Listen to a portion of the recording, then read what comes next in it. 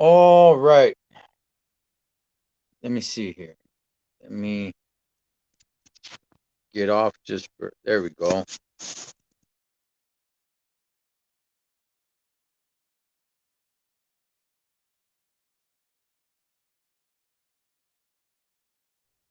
Let's go right there. All right. Dang it, dog. Okay, Los Tres Chingones Boxing Cholo Trucker here. All right. So, what was happening is that I was just live through YouTube and the power went out. Um, it is pouring rain here in my neck of the woods. So, hopefully, that's not going to be a problem going forward, man. So, now I got you guys on my phone. And hopefully that's all good. I got you, Andres. We're gonna touch on that later, homie. But I want to talk some boxing here. And my power's going out, man. So it's raining hard. I was just live on YouTube, and it just cut everything. So that's why now I'm on my phone here. Let me actually plug in my phone. Let's see. Uh, Dang it. Okay,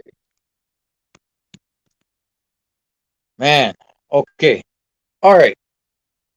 So, if you guys were watching YouTube, where I was just live on right now, what happened? Power went out.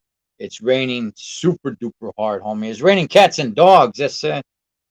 So, we're doing it off the phone now. So, anyway, let's go ahead and let's get into this, man. I was talking about the David Morrell fight. David Morrell went into this fight 7-0, I believe 6 knockouts. And this was supposed to be his toughest opponent yet, right? I mean, this was supposed to be the guy that was gonna really test him. Yeah, hectic Spencer, man. My power went out, big dog. So I'm doing it on my cell phone. But um, this was supposed to be this was an undefeated guy. I never really tried to pronounce his name, man. Your boss, Nully. I just call him Yerbo, dog. So anyway, like I was saying, he brought in a record to kind of put out there that, hey, you know what, this guy can kind of give Morrell a little bit of a test. Hey, homie, he gave him no test. He gave him zero test whatsoever. After the fifth round, I wouldn't have had a problem had the corner stopped it. And we'll get to that in a little bit because I do take issue with that. But David Morrell was on fire, man. You were able to see all the skills he possesses. You were able to just see his flashiness, his character. He's having fun in there. Man, he's just doing it up, mixing it up, man. This was not a test for him. He wasn't challenged. He was just having fun. Now, Yerbo, on the other hand, man, was a punching bag, and he was taking a beating, and a beating he took.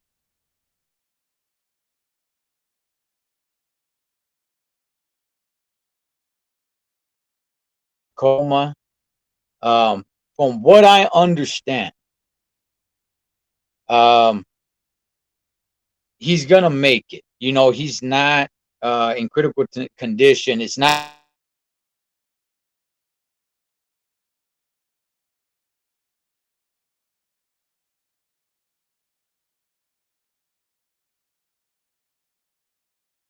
That's what I'm seeing.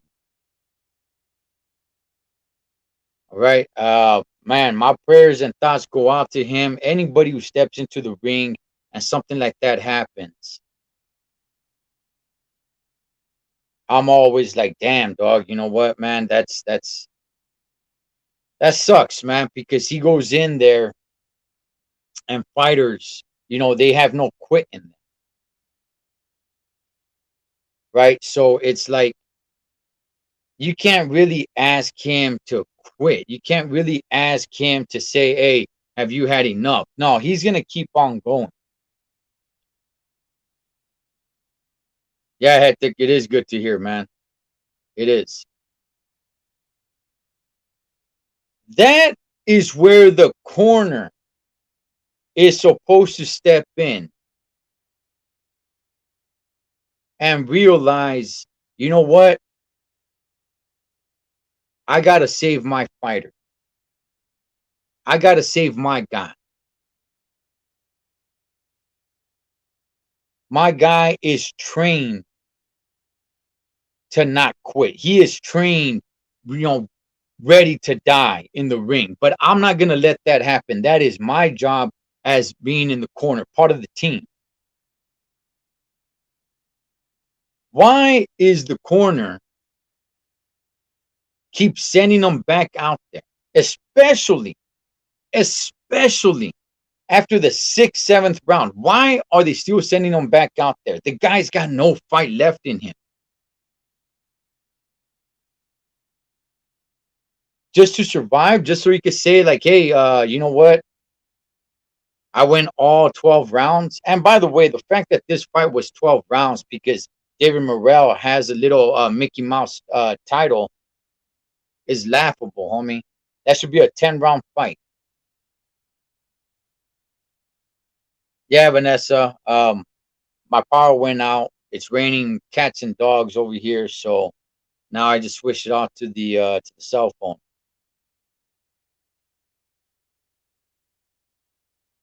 But um,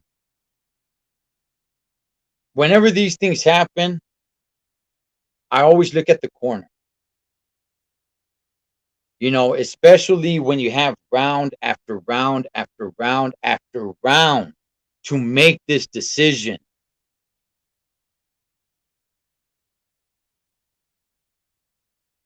It wasn't like a one round decision. Nah, chale, homie. You saw this for multiple rounds.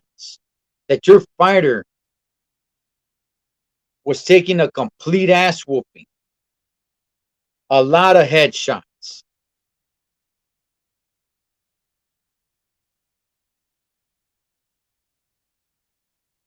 You could see it on his face, in his eyes. What the hell is going on with Yerbo's corner? What the hell is going on with his team? Fire them. Fire them.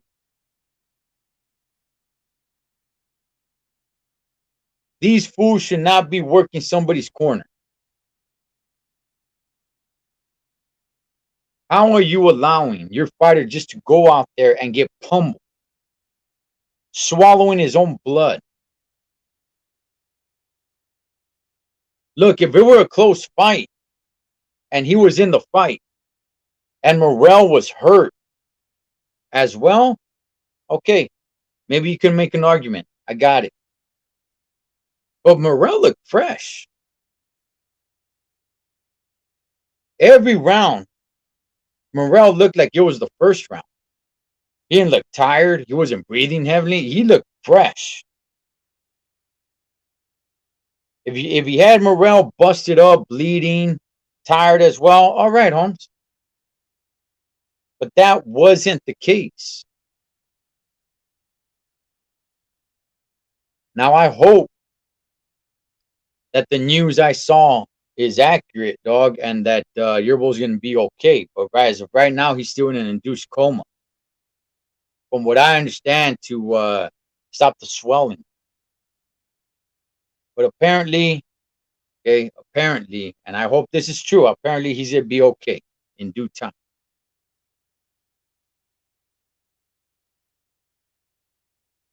So, man, you know, what happens to him, I would say he takes some nice time off. Now, David Morrell, where does he go? What happens with him?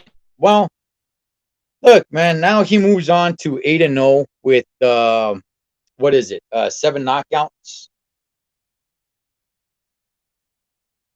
He is quite the rising star. He is quite the character. He knows how to promote and sell himself. He has that personality, the charisma, and he's a pretty damn good fighter.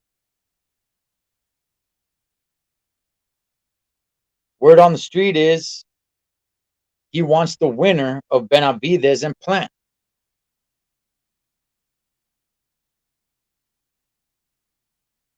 In all reality, he wants Benavides. Now, here's the thing. For Morrell, this was supposed to be a step up fight, and he made it look easy. Now, I'm just gonna ask, dog. At Move that out of the way. Okay. Now, with him, with Morrell, with only 8 professional fights, is he ready for some of those top dogs like that?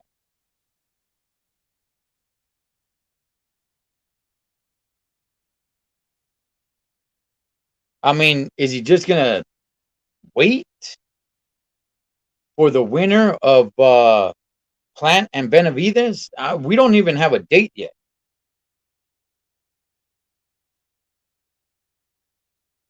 It could be February. If that's the case, then he's gonna wait a while.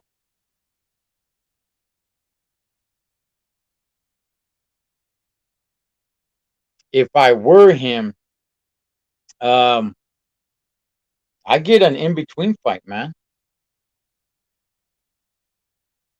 I really would. I would just say, even if it's a complete nobody, that's fine. I would get an in between fight just to keep yourself busy, just to keep your name out there. But he's only got 8 fights. The kid looks good. He looks great. Don't get me wrong. He looks great. But he's only got 8 fights. I think he can possibly compete with some of the guys. I don't know, man. We definitely need to see a step up in competition, because this step up, which was supposed to be a step up, he made it look easy, easy work.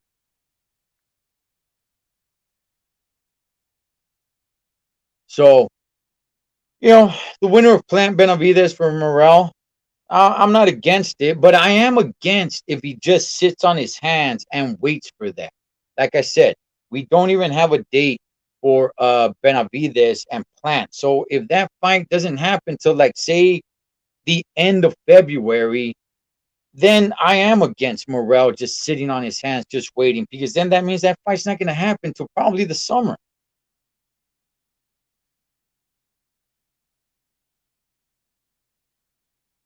Yeah, I don't know, Jose. I don't know, man. I I'm not saying it can't happen. I think it'd be a good fight. Look, man, Plant's no punk. Plant is no punk, man.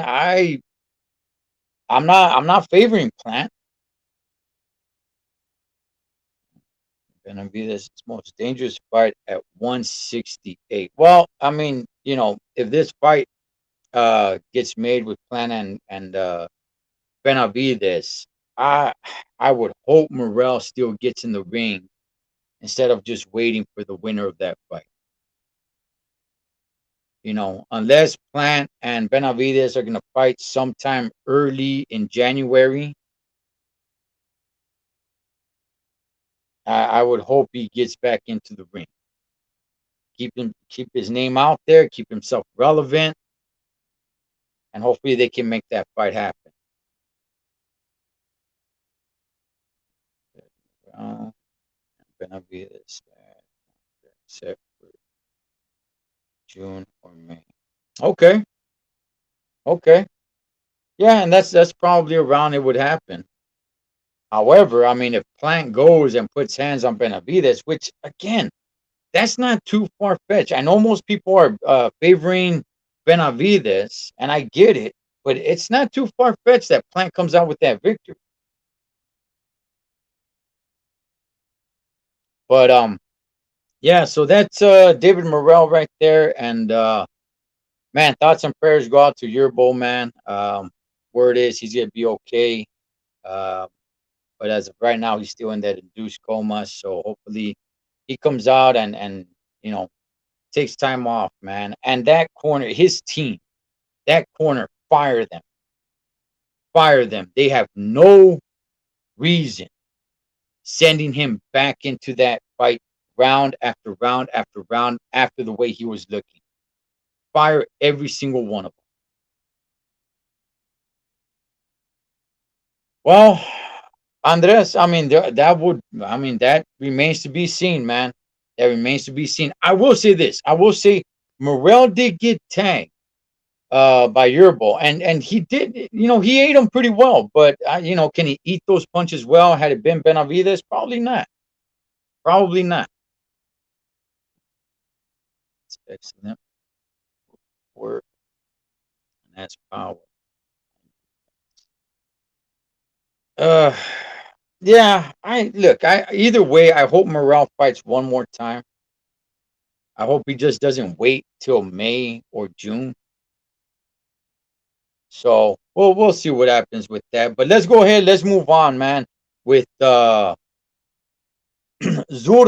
Ramirez versus Dimitri Bivol. Okay, man. Look, we were on Friday and we are talking about it, and I was just basically just saying, look, the only thing Zurdo has is size. He's taller and he's bigger, and he's a southpaw. Outside of that, Bivol's got all the skills in the world, man. That fight was that fight was not close. Another dominating performance. Bivol made it look easy, and I will bet my dollar, homie, had Zurdo not been such a big dude, Bivol would have stopped him, right? But Zurdo's a big guy. Okay, he was able to take a lot of those punches, absorb a lot of those punches that Bivol was throwing at him, because he's got size on him. But if he were a little bit smaller, man, I think Bivol might have stopped him. Either way, that fight was not close. I mean, it looked like Zurdo really had no answer for whatever Bivol was doing to him.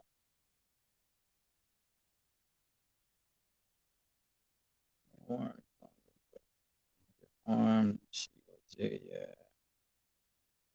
Okay, beat Canelo in a rematch. Yeah, I believe so. I believe Bivol beats Canelo. Now, Zurdo has an impressive record, but not an impressive resume. He came into this fight, shoot, I don't know, like 44-0, right? Well over 40 wins with no defeats.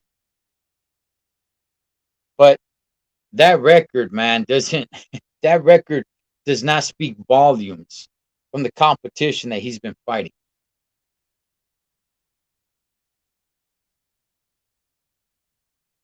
Let's see. Cuban gold, Olympic medalist. He has a lot of amateur background. Oh yeah. Talking about Morrell, yes. Yes, he does. First title shot, second, first fight. Yeah, those are special kind of fighters, man, that come out with that super duper amateur background pedigree, man. Let me see. My opinion, Cholo Zurdo looks scared. I don't think he went into the fight scared. I think he ended up getting scared as the fight went on, man. I just think he didn't know what to do. Look, Zurdo, I never thought Zurdo was a great fighter. He's a he's an okay, possibly even good fighter, but no way is that dude, you know, great. Bivol is great, but Bivol doesn't have a personality. Bivol is Russian. Bivol is just, an Ivan Drago type of personality, dog. So he doesn't sell much. right? He's not flashy. He doesn't talk. He doesn't have any charisma. He's just there, dog. He's just, Frankenstein.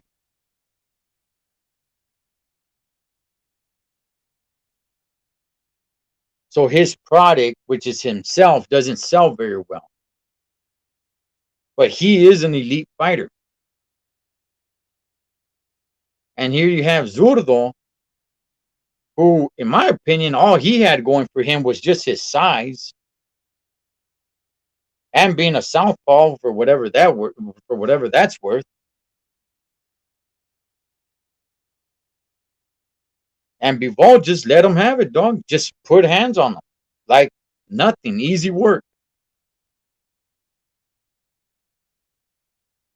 Now people are asking, where does Bivol go from here? Before I get to that, I want to ask, where does Zurdo go from here?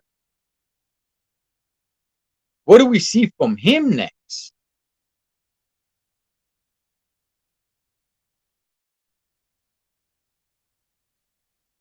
Because I'm being real right now. I'm not really sure where Zurdo goes. Don't get me wrong. I'm not saying his career is over, homie. Not by a long shot. The guy can still have a good, possibly even, I don't know if he can have a great career because I don't think he's that great, dog. I really don't, Holmes. I think he's good at best, but in reality, I just kind of have him in between decent and good. I don't even have him at good. He's just a big guy, and he's a southpaw. He's got some skills, yes, but nowhere near, man, to make it to the top.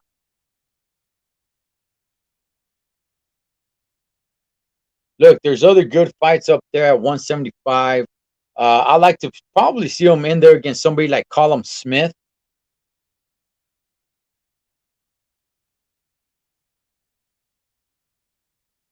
That'd be pretty interesting. I've been saying, I haven't said it in a minute, but I've been saying, hey, don't sleep on Callum Smith, man.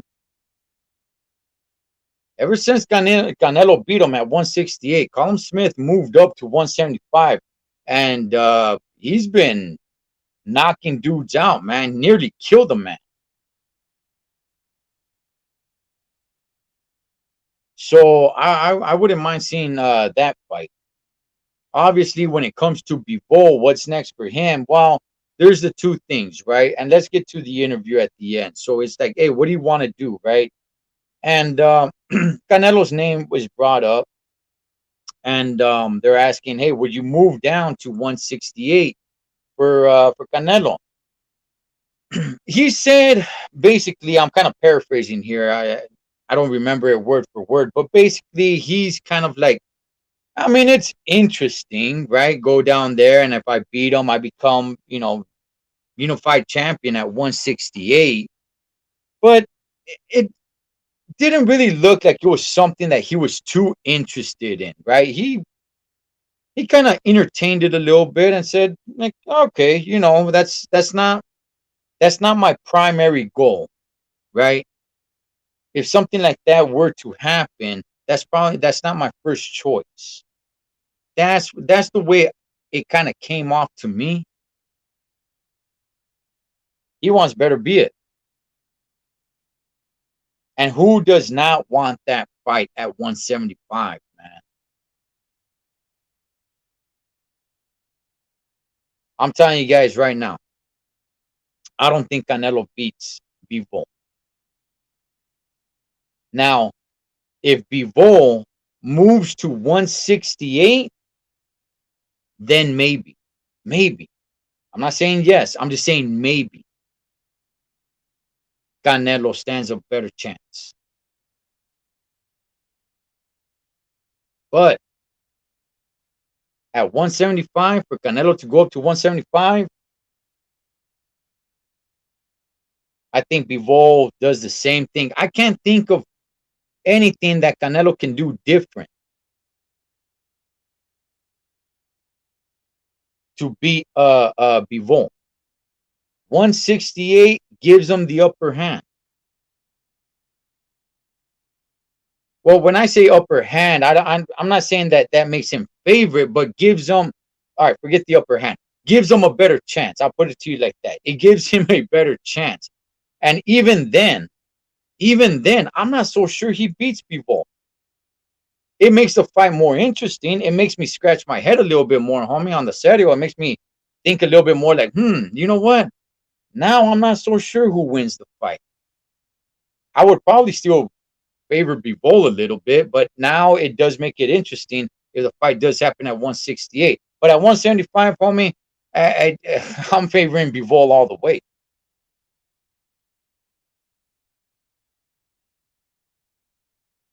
Yeah, Canelo's gonna need Bivol to go down to 168 if Canelo really wants a chance to beat him.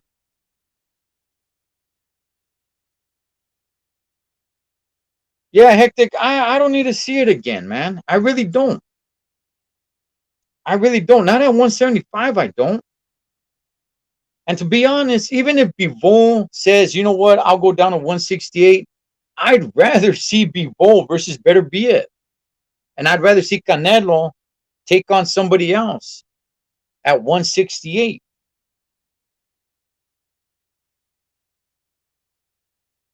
I mean, Canelo, he had a successful hand surgery. Word is he's going to be ready by May. If the fight does happen, that's not really the fight I want to see. I want to see Bivol versus Better Be It.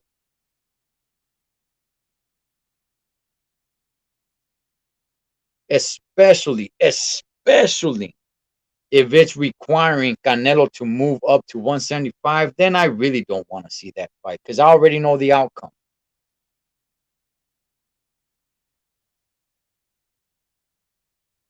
But we'll see what happens with that, man. It was look, it was a night of two guys just putting on a clinic, showing just how great they are. Morrell and Bivol both going out there and just showing off their skill, man. And it was fun to see. Thoughts and prayers go out to your bull, man. And word is he's gonna be okay. I hope that's accurate, man. I'd never want to see a fighter um, really suffer, go down like that, man. It sucks. It really does, man. We want to see a good back-to-back fight. We want to see a little bit of blood, man. We want to see guys show that the warrior spirit still exists, Holmes.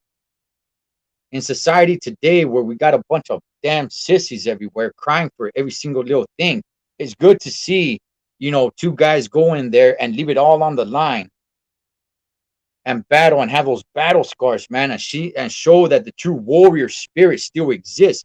But never do I want to see a guy go into a coma, dog. Never do I want to see a guy being carried out on a stretcher. Never do I want a guy to die in the ring or on the way to the hospital in the hospital.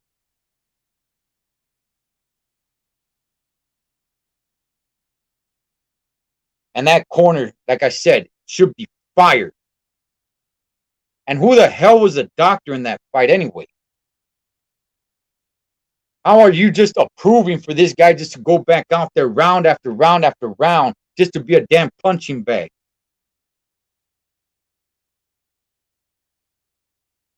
Anyway, man. All right, so we'll leave it there. Chingones and chingonas. So check it out. Tomorrow in Espanol, should everything go right. Thursday, I have an interview coming up with up and coming fighter. One, Mr. Jaime Casanova Becerra. This kid's got charisma. I saw him fight live in person, man, and he's only got two fights under his belt, two professional fights under his belt. But man, this kid looked good, and yeah, we got that interview going on Thursday, and then we'll be back Friday, man. So with that, I'll catch you guys on the next round. Ole pues.